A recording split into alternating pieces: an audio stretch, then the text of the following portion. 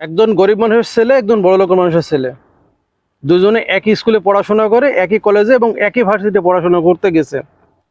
তে দুই দোস্ত বসে গল্প করে, দোস্ত আমার ছেলেকে তো এত টাকা খরচ দিলাম। ও বলে, দোস্ত আমি তো অত দিতে পারি নাই, আমার ছেলে চলছে মোটামুটি ভাবে। তো দুইটা দোস্ত ছেলেই ভালো জায়গায় গেছে, ভালো রেজাল্ট করছে, কিন্তু লাস্টে দুজনা ভালো জায়গায় চাকরি পায়নি।